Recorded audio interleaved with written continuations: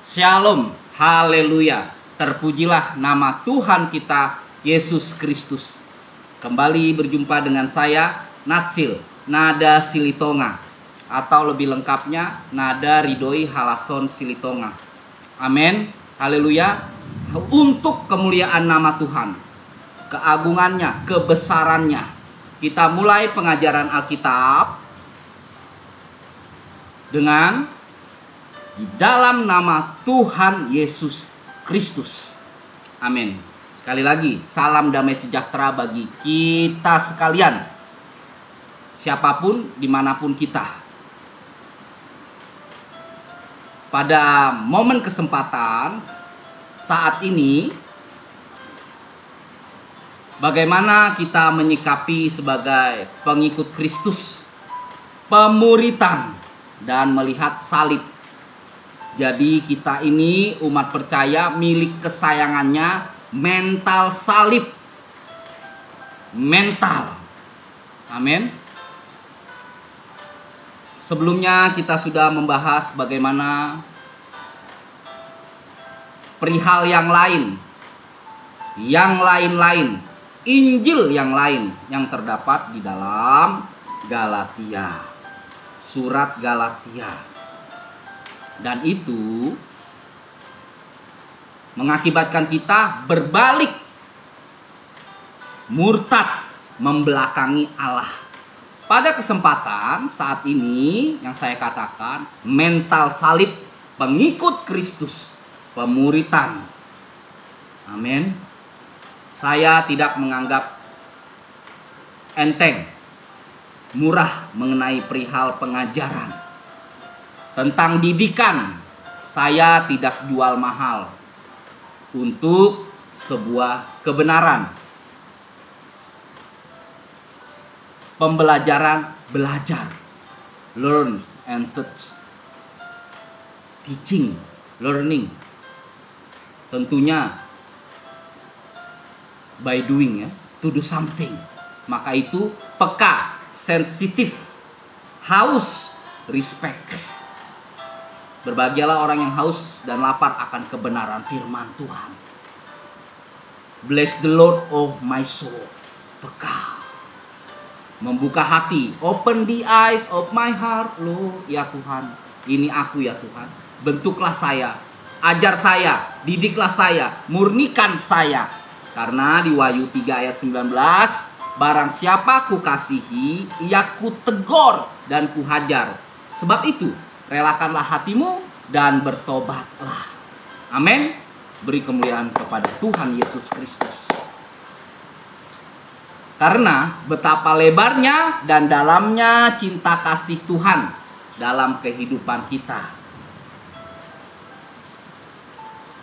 God is good all the time. Tanpa Yesus disalib, kita tidak pantas jadi anak Tuhan. Kita akan mengerti terlebih dahulu supaya kita tidak berpaling. Maka kata lekas berbalik dari Injil itu, ya, terhipnotis kepada yang lain, termagic, terbawa. Kita berbalik membelakangi Tuhan Allah. Mengapa hal ini penting? Maka kita harus mengerti, memahami. Kita lihat Matius 10 ayat 38. Firman Tuhan bunyinya, barang siapa tidak memikul salibnya dan mengikut aku, ia tidak layak bagiku. Amin. Dikatakan barang siapa yang tidak memikul salib dan mengikut aku, ia tidak layak bagiku. Markus 8 ayat 34. Lalu Yesus memanggil orang banyak dan murid-muridnya dan berkata kepada mereka, setiap orang yang mau mengikut aku, ia harus menyangkal dirinya, memikul salibnya dan mengikut aku. Amin. Amin. Kita lihat di dalam Lukas 9 ayat 23. Katanya kepada mereka semua, setiap orang yang mau mengikut aku, ia harus menyangkal dirinya, memikul salibnya setiap hari, dan mengikut aku, mengikut Tuhan. Berarti memikul salib setiap hari. Haleluya. Maka itu hal demikian yang tadi disebutkan, yang dikatakan layak menerima keselamatan. Yohanes 3 ayat 16, Yesus jalan kebenaran dan hidup. Hal demikian adalah perdamaian. Ya. Maka itu semua karena anugerahnya. Roma 5 ayat 17 sampai 18. Roma 5. Mari kita lihat, kita bacakan.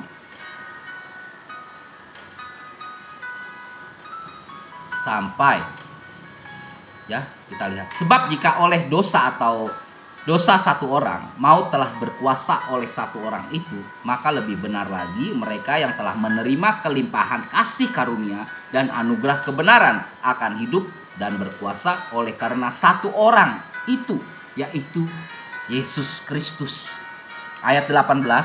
Sebab itu sama seperti oleh satu pelanggaran, semua orang beroleh penghukuman. Demikian pula oleh satu perbuatan, kebenaran semua orang beroleh pembenaran untuk hidup. Adam yang awal bersalah, berdosa, mati. Tapi Adam yang baru ini, Adam yang ini hidup, memberi kehidupan. Amin. Keselamatan. Mendapat kasih karunia karena satu orang, yaitu Yesus Kristus. Maka siapakah saya? Siapakah kita, pelayan Tuhan, hamba Tuhan, menyampaikan kebenaran yang kudus, tapi dipercayakan untuk mempersiapkan Tuhan yang kudus, penata pelayanannya. Jika melihat latar belakang, kepada kita semua Bapak Ibu, jika jujur, tidak pantas, gelap, orang-orang yang berdosa, tetapi karena Yesus kita berbahagia. Yang lama telah berlalu, kita manusia baru. 2 Korintus 5 ayat 2 Korintus 5 ayat yang ke-7. Kita lihat. Sebab hidup kami ini adalah hidup karena percaya, bukan karena melihat. Percaya kepada firman Tuhan. Amin. Asal jangan berbuat salah lagi, melanggar lagi, berdosa lagi. Dosa diampuni, tapi hukuman juga berjalan ya.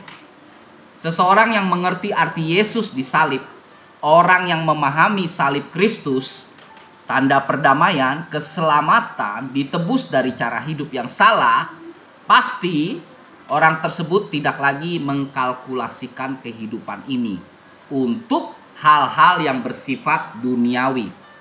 Tidak mengarahkan hidupnya kepada hal yang bersifat sementara. Apa yang lebih diperjuangkan pasti tentunya perkara yang di atas. Pikirkanlah itu. Kolose 3 ayat 1 sampai dengan 2. Kolose 3 ayat 1 sampai dengan 2. Ya, karena itu kalau kamu dibangkitkan bersama dengan Kristus, carilah perkara yang di atas, di mana Kristus ada, duduk di sebelah kanan Allah. Ayat 2. Pikirkanlah perkara yang di atas, bukan yang di bumi. Amin. Tentu sorga. Memprioritaskan Yesus yang utama, number one. Dan terutama dalam hidup ini. Sehingga aplikasinya tidak redup, menyala terus. Cinta kita kepada Tuhan tidak mati, terus menyala, hidup bagi Kristus. Melihat Tuhan, memandang Tuhan, tidak melakukan dosa atau perselingkuhan. Tidak menduakan Tuhan. Cinta kita kepada Tuhan bukan kekasih-kekasih yang lain, seorang terhadap yang lain. Mata kita tertuju kepada Tuhan. Tuhan Yesus sangat baik. Amin. Haleluya. Jadi Bapak Ibu, saudara-saudari yang dikasihi oleh Tuhan Yesus Kristus, terlihat bodoh, pembodohan. Terlihat bodoh, pembodohan. Ya, paradigma mental salib. Mari kita lihat di 1 Korintus 1 ayat 23. Saya bacakan. Beginilah firman Tuhan. Bunyinya, tetapi kami memberitakan Kristus yang disalibkan, untuk orang-orang Yahudi suatu batu sandungan, dan untuk orang-orang bukan Yahudi suatu kebodohan. Amin. Makanya pengajaran Alkitab ini, Bible study ini, step by step, proses demi proses, kita mengerti langkah demi langkah, step by step. Biar juga Tuhan yang membukakan, ya, Roh Kudus menolong, menyingkapkan. Sebagai pengikut Kristus, murid Kristus, Kristen sejati, mestinya kita sudah terbiasa. Kita lebih naik lagi, ya, tingkatannya, ya, next level, ya, pertumbuhan, ya, grow, ya, terlatih untuk disakiti, pikul salib setiap hari, terbiasa, terlatih sakit hati. Luar biasa, ya. Mengapa? Kenapa? Karena memang ini ajaran Kristus. Kita tidak bisa menolak, bahkan kita tidak bisa menghindari masalah demi masalah. Tiap permasalahan dalam hidup ini pasti kita jalani, tidak bisa diganggu gugat. Inilah firman pengajaran. Suka dan duka kita tetap bersama Tuhan. Makanya, bersamamu Bapa, ku lewati semua perkenananmu. Teduhkan hati kita, teguhkan hati kita. Amin. Jika kita mengaku, mengklaim kita adalah pengikut Kristus, murid Kristus, Kristen sejati, ya, ini harga sebuah kebenaran sebagai pengikut, sebagai murid Kristus. Wajib sama seperti Kristus, bahwa memikul salib. Maka kalau yang mengerti dan paham, Roh yang mengajarkan kita kemuliaan di balik penderitaan, pikul salib itu. Ku kan berdiri di tengah badai, dalam kekuatan yang kau berikan, sampai kapanpun ku kan bertahan, karena Yesus selalu menopang hidupku. Mari kita lihat Matius 5 ayat 44. Matius 5 ayat 44. Beginilah firman Tuhan.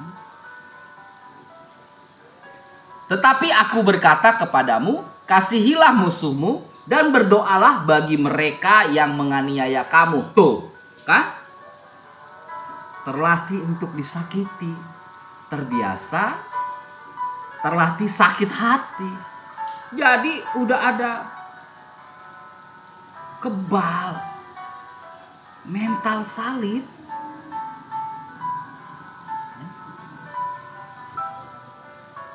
Tetapi aku berkata kepadamu, firman Tuhan, Matius 5 ayat 44. Kasihilah musuhmu dan berdoalah bagi mereka yang menganiaya kamu. Oh Tuhan, si ini Tuhan, aku mengasihi, mengampuninya. Berkati dia Tuhan. Selidikilah hati kami masing-masing.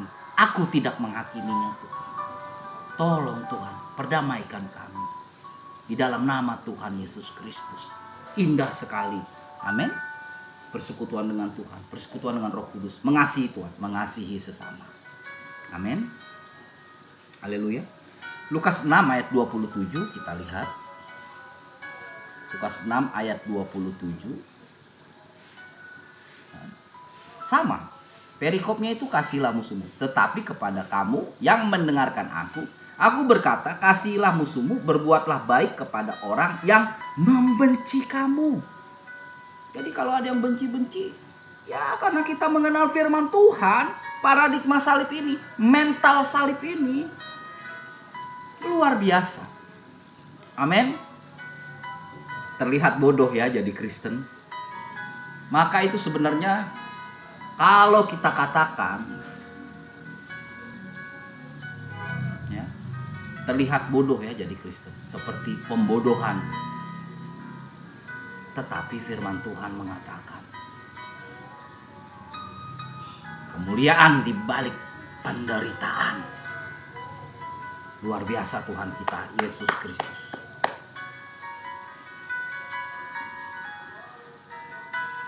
Amin.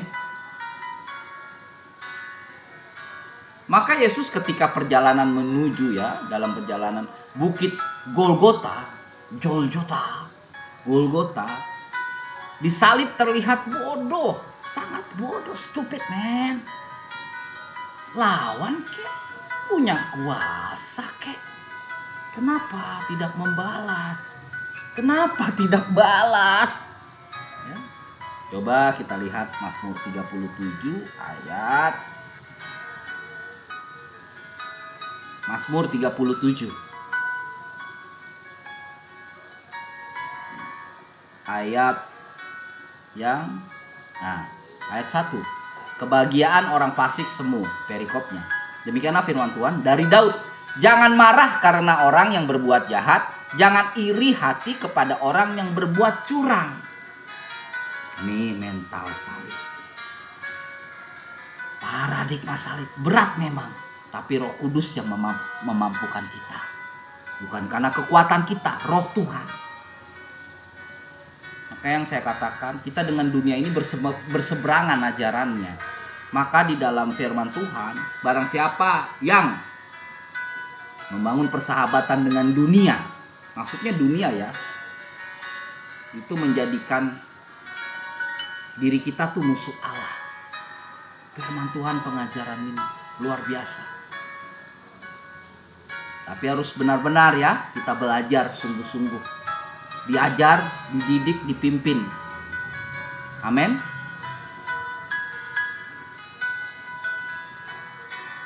Firman Tuhan ini sehingga kita benar-benar mencintai, mengasihi Tuhan. Dasarnya firman ini, tujuan kita ialah sorgawi, Yerusalem baru. Amin. Dan kita ya, Mazmur 37 ayat 8 yang kita lihat lagi, berhentilah marah dan tinggalkanlah panas hati itu. Jangan marah, itu hanya membawa kepada kejahatan. Pikulah salibmu. Wah. Ini jadi kingdom of God, kerajaan Allah ini salib.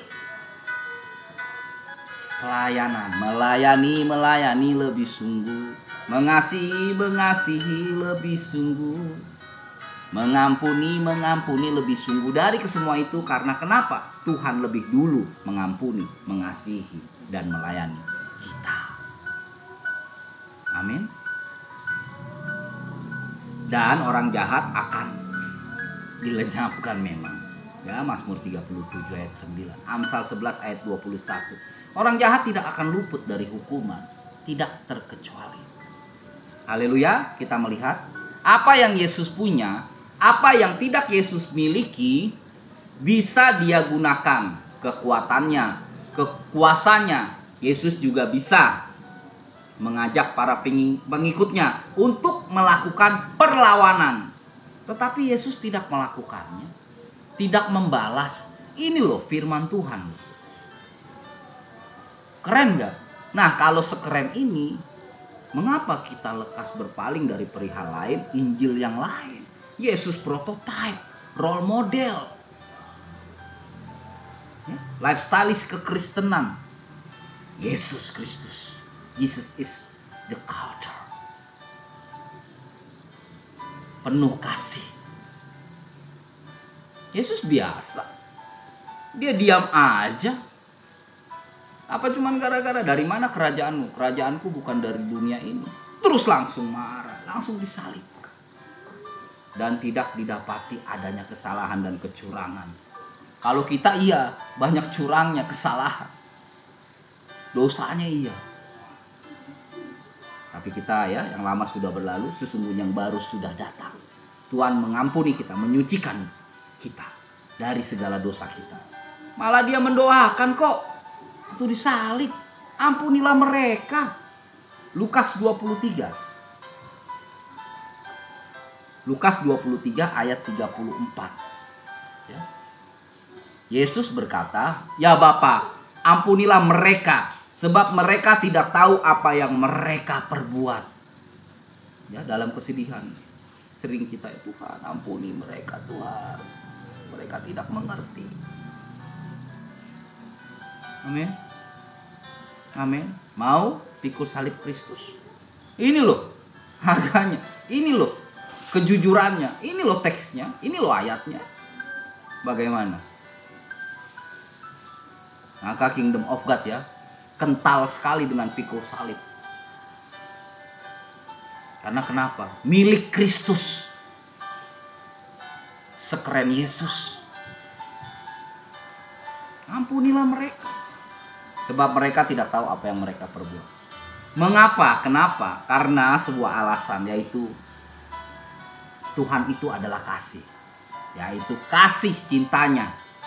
Amin. Terlihat bodoh, sesungguhnya tidak. Bukankah hal yang bodoh kekristenan itu? Ya itulah nilai salib Kristus. Esensi intinya, nilai tertinggi dalam kehidupan, spesial, istimewanya. Sungguh besar cinta kasih Tuhan kepada manusia. Darahnya telah layakkan kehidupan kita. Tidak bisa dirangkai dengan kata-kata. Dengan apa kan ku balas? Sungguh besar setiamu, nyata di dalam. Tuhan Yesus, kemuliaan bagi Tuhan saja. Ya, dilukiskan indahnya Tuhan itu, pengorbanannya, kerelaannya, karya terbesar. Amin. Untuk manusia, dia digantung di atas kayu salib. Segala pujian dan kemuliaan bagi nama Tuhan Yesus Kristus. Bayangkan, sampai disalibkan oleh karena kita berpaling kepada yang lain, perihal yang lain.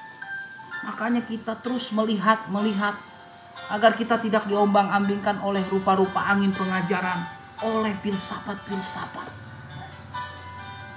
ajaran-ajaran ya duniawi ini. Kalau arahnya ke Alkitab benar, oke lah.